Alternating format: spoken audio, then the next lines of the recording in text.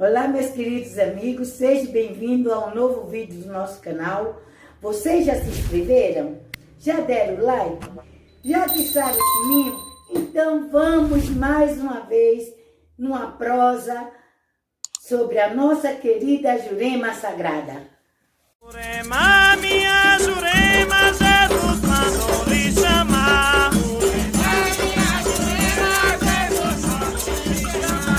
Abra as portas e a ciência para o mestre baixar.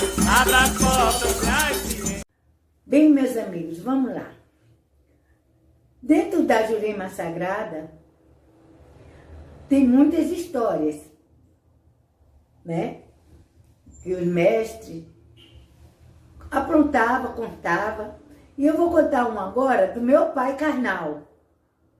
Meu pai carnal, ele era fiscal da federação e sempre lá tinha reunião e cada um vinha contando, porque outrora os fiscais chegavam nos centros e tinha que estar tudo em ordem. Não podia ter criança, não podia ter bebida no salão, certo? E o horário. Isso quando não era festa, era uma reunião normal. Quando era festa, as pessoas iam lá em casa e meu pai ia tirar licença para tocar. Chamava ressalva lá. Então ele ia no comissariado, tirava. Por quê? Para que a polícia não chegasse lá e não fechasse. Então ele ia olhar se estava tudo certo. Se não tinha criança de menor, que era proibido. Se não estava saindo muita cachaça no salão. E assim por diante. Era muito rígido. E ele contou uma vez que estando lá, chegando um amigo de um centro, o homem com ciúme da mulher, chegou armado lá e o zelador estava manifestado com o seu Zé e o homem deu um tiro no seu Zé. Olha, meus amigos, foi só risada, porque falaram, atirado no Zé. E outro falaram, mas já está morto. E o meu pai não parava de rir. Chegou em casa, contou para mim, para nós filhos e para minha mãe. E minha mãe falou para ele, Horácio, para de falar essa história de que atiraram no Zé. Seu Zé ainda vai aprontar com você. Aí ele falava, mas imagina, além de seu Zé morto, ainda levou um tiro. E dava risada. Meu povo, meus amigos, meu pai, em vez de ficar calado, não, continuou. Foi na casa de um pai de santo, muito conhecido no Recife, chamado João Geja. Era muito amigo lá de casa, porque eu fui criada no meio de tudo que vocês pensem, de Catimbozeira, ali do Corvo de Ocride, de Casa Amarela, Nova Descoberta, Alto Zé do Pinho, Morro da Conceição, Morro do... Aonde vocês pensam, eu era conhecida. Eu conhecia Catimbozeiro. Após ele saiu, não escutou minha mãe. Foi indo. Quando ele chegou, lá na casa do homem tinha uma escada para descer, para poder chegar na casa. Ele começou a rir. Eu acho que o médico se zangou de tanto ele tá dizendo que seu Zé levou um tiro, seu Zé levou um tiro. Ele tropeçou, minha gente, rolou de escada abaixo. Quando ele chegou lá embaixo, seu José disse, seu Horácio, o que aconteceu? Aí ele levantou, ele disse, eu não ia mais falar não, mas agora eu vou contar. Seu Zé levou um tiro. Após me apanhando, meu pai teve juízo. E aí, quando o seu Zé desceu, ele falou assim, tu não ri de eu não, porque eu te dou-lhe uma rasteira. E deu mesmo, gente. Então, era muita coisa. O que eu vi nesse mundo de meu Deus. Porque eu ia desde os meus 10 anos para o centro. Era pequenininha. Só que eu não entrava lá dentro, no salão. Ficava ao redor com os outros, prestando atenção. Mas meu pai tinha que me levar. Né? Meu pai tinha que me levar porque eu chorava. E eu ia. E eu vi muita coisa. Muitos catimbozeiros eles contavam as coisas que os mestres faziam e o pau cantava, viu? O discípulo errava, o pau cantava. Hoje em dia até que tá bom, porque a gente vê tanta coisa assim meio estranha e a gente não vê o nego apanhar. Eu apanhei pra caramba, viu? O meu joelho ficou roxo de tanto quando a entidade queria me pegar, jogava de joelho. Minha filha, aquela tal da... Olha, eu tinha uma caboclinha. E também, quando cantava pra Canidé, lá eu caía de joelho, pá. Uma hora eu apanhava porque cortei o cabelo. Outra hora porque eu não queria receber. Eu era nova. A minha entidade, quando veio, eu tinha o quê? Ia fazer 8 anos. Eu queria brincar, eu queria saber de espírito, né? Aí a gente apanhava. E o mestre, eu ia demais para assistir toré, para reunião de mesa, reunião de chão. Porque, às vezes, quando tinha festa, eu saía da escola, eu chegava lá, já estava até terminando. Mas era bom, a gente cantava, aí no final, né, sempre tinha um pirãozinho de caranguejo, mas o que mais dava era o tal do manguzá, que vocês conhecem como canjica aqui em São Paulo, é manguzá. Aquele manguzá ali, meu, para quem... Às vezes eu vinha do colégio, dava uma fugidinha lá no terreiro, cantava umas 2 coisas, me animava, sambava, depois, nada como um prato de manguzá, né? Era manguzá, um bolinho. Isso era as festas chique. Raramente a gente ia numa festa que tinha uma galinha cozida. Era meio difícil o povo dar. Porque a Jurema, ela tinha mais na periferia, nos bairros pobres.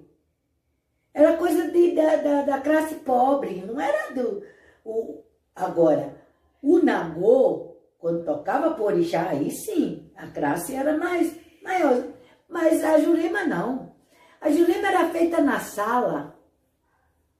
A Jurema que eu conheci, a gente estava lá, cantava, era proibido fumar. Os caboclos não fumavam. Os nossos guias não fumavam. Só quando cantava por mestre. E aí ele vinha, uns tinham um cigarrinho, aquele cigarro gaivota, aquelas coisas bem antigas. Outros era cigarro de palha, né? Cigarro feito. Outros eram cachimbo, mas era muito raro. Eu vejo muitos que fumando cachimbo, mas no meu tempo era raro. E não adianta alguém chegar aqui, alguns irmãos meus, né, que seja da minha idade assim, e venha dizer que não. Não estou falando aqui da Jurema da Paraíba, do Rio Grande do Norte. Eu estou falando de Recife, da onde eu vim, da onde eu nasci. Do povo de Casa Amarela, do Morro da Conceição, do Córrego de Euclides, onde eu nasci e me criei. Então lá era raro. Quando se via a pessoa, um discípulo fumando um cachimbo, era quando a coisa era muito pesada, era para dar uma boa fumaçada, para livrar o cabra de alguma coisa errada, ou o cara estava meio atrapalhado, né? E também tinha aqueles que quando dava assim um intervalo, que fumavam cachimbo, porque já tinham visto de fumar cachimbo. Não porque era juremeiro ou porque estava... Não, eles tinham visto do cachimbo. E as mestras também não via no meu tempo elas fumar cachimbo. Só entenda uma coisa, estou falando da onde eu nasci. Então eu vou contar aquilo que eu sei. Então, eu não vi as mestras fumarem cachimbo. Me desculpa. As mestras fumavam cigarro. O ministro, né? Que era muito falado. Né? Cigarrilha, aquele cigarro lá. Mas eu não via. No meu tempo, eu não vi. A Jurema, a bebida de Jurema, sim, sempre existiu. Mas só tomava numa hora de precisão, não era qualquer hora, de qualquer jeito, não. Quando a gente tomava uma Jurema, era para se curar de alguma coisa que estava por dentro, ou se a pessoa chegou lá, pelo menos na casa da minha mãe, às vezes as pessoas chegavam lá, ia se consultar, e a cabocla da minha mãe, que era o guia da minha mãe, descia, e dava o passe, e naquele passe, aquele obsessor passava para minha mãe. E o meu pai era quem auxiliava a minha mãe. Ele que doutrinava. Então aquele obsessor vinha e contava tudo o que tinha feito com a criatura. E depois de muito custo, de muito falar, é que ele ia dizer o que ele ganhou e o que ele queria para deixar aquela criatura em paz. E ali, meu pai ia doutrinando até ele falar a palavra de Deus e dar o nome dele. Depois, saía do corpo da minha mãe, o guia da minha mãe voltava, dava o passe, e algumas pessoas davam um golinho da Jurema para fortificar a pessoa, para aquele obsessor não voltasse. Então foi assim que eu vi a Jurema. Quando eu fui da minha obrigação na casa de Manjarina, como eu já falei, que sou da casa dela, ela já se foi, ela tinha a Jurema, tanto a Jurema de caboclo como a Jurema dos mestres. A minha mãe também. Então a Jurema era uma coisa muito, assim, escondida, não era assim para todo mundo.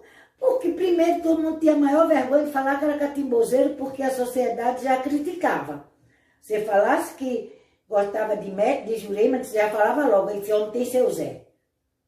Seu Zé Pilinta levava a culpa de tudo. Os caras bebiam a cachaça, batiam na mulher, era seu Zé Pilinta. Então, muita coisa hoje está se perdendo. Hoje o mestre não pode fazer uma garrafada, porque se acontecer alguma coisa com a pessoa, arriscar a pessoa ser preso. Mas outrora, era as garrafadas que dava certo, os banhos, o chá. Quando eu cheguei aqui em São Paulo, foi meio difícil para mim, porque as minhas entidades, quando vinha, meu guia, que soltava assim, para poder ajudar as pessoas no passe, no banho, ia falar o nome das folhas, ninguém conhecia. Não tinha. Os mestres também, quando pediam as folhas, também não tinha aqui em São Paulo. E era difícil. E muitas vezes eu queria ajudar, mas se eu não conhecia também aqui as folhas. Hoje tá bom, que tem muitas folhas, né? Com outros nomes, que é o mesmo que tem lá no Recife, que tem aqui, mas às vezes é outro nome, mas a gente conhecendo. Antigamente a gente errava, o mestre chamava a gente, sentava, dava conselho. E aí eles contavam um pouco da vida dele para nós. A gente esperava que ele contasse. Mas não era para a gente sair falando do mestre, não, que o mestre tinha falado isso ou falado aquilo. Não, a gente tinha medo. Ele contava para a gente não errar.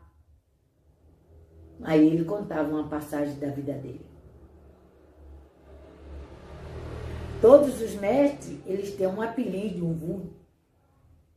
Mas na hora que a gente dá a obrigação, de tombo, não sei como vocês falam, quando chega a hora certa, que ele fala que o discípulo dele tem que se preparar, que ele vai vir. E aí eu vim saber que era o tombo.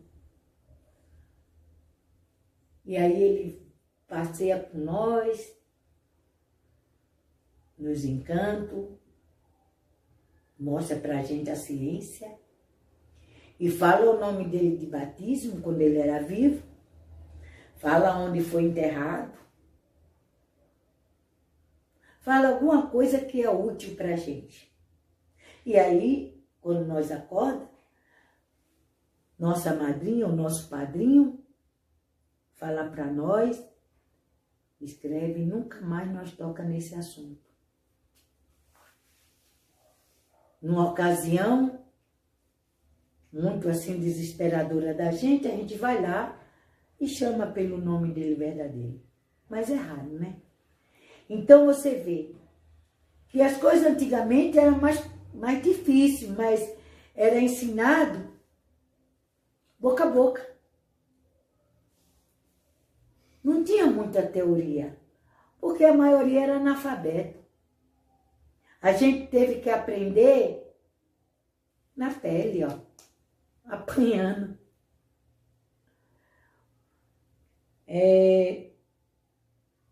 Luziara, Ritinha, Paulina e muitas outras mestras, não era fácil, viu, gente, naquele tempo.